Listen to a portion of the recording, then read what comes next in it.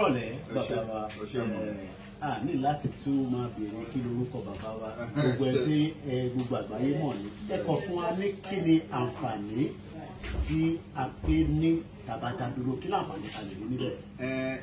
Nǹkan tí àwa Yorùbá sọnù tán gbà sọnù kúrò lọ́wọ́ wa jù ní gbogbo ọ̀rọ̀ Nàìjíríà ni àṣàbá wa ṣe ń ṣèjọba àti kó sọnù pátápátá ní ayé àtijọ́ nígbà táwọn ọba wa ń ṣèjọba wa táwọn ọba bá jókòó sáàfin tán ń ṣèpàdé pẹ̀lú àwọn olóyè wọn bí ìlú ṣe máa dá nìkan làwọn ń rò kì í ṣe ọba àwọn ṣe máa dolówó tí wọ́n bá kí àwọn obìnrin tó wà lọ́jà wọ́n ṣe máa ṣòwò tí wọ́n máa jèrè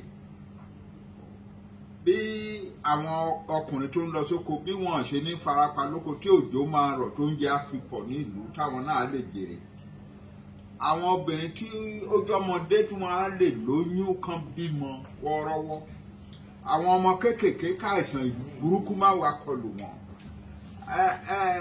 oníṣòwò kó ṣòwò kó jèrè nǹkan táwọn wọn á dẹ̀ máa rúbọ wọn á máa gbogbo nǹkan tó mọ̀ gbà wọ́n yẹn nìyẹn ni wọ́n fi ń support àwọn èèyàn wọn kì í ṣe pé ọba fẹ́ jọ̀rọ̀ wọn á máa bèrè pé amú ẹjọba tán oyè wà wúrẹ́ kí ló fẹ́ dà kò sí irú yẹn ò sí ní culture tiwa irú ìjọba yẹn ni bàbá wa Awólọ́wọ̀ wa ń ṣe wípé the government exists for the welfare of the people. It's not socialism, it's not European anything. It's from the womb of Yoruba culture that the government exists for the welfare of the people, of the masses of the people, and the resources of the people exist for the welfare of the people. So what about I'm to talk about free education kì í ṣe pé I sure pé a ní gbogbo owó ẹ̀. Bàbá wa Awólọ́wọ̀ decide wípé that is what the Yoruba people want and that's what they need and he's going to do it. So gbogbo ìgbà tí àwa ń tẹ̀lé bàbá àwa ò àmì tí bàbá ti ń sọ pé ẹ̀yẹn wá kí ni ìwọ ṣe fẹ́ kọ́lé kí ni ìwọ ò ṣe no.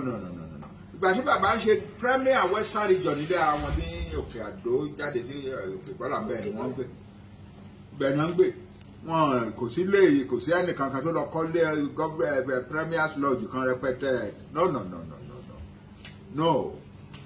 So the resources of the Western region were used to develop the people of the Western region.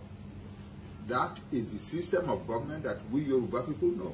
And that's the system of government that our father was carried out for us. And Oye Wambanye. Because you are going country and Shane Western region, because you got a minute to live in Africa. And we are qualified job in Europe, you know, the Sherun Kata and Shane Western region. First this, first that, first this, first that, and so on. It is because we were determined to develop the welfare of our people. That's all. That's it. Awólọ́wọ̀ saw himself as the servant of the people. Thank you very much. That's it. And the government of the Yoruba nation will return to that. It doesn't matter who it is. The system will be such that could send it to Mali break here. Because then to Mali break here,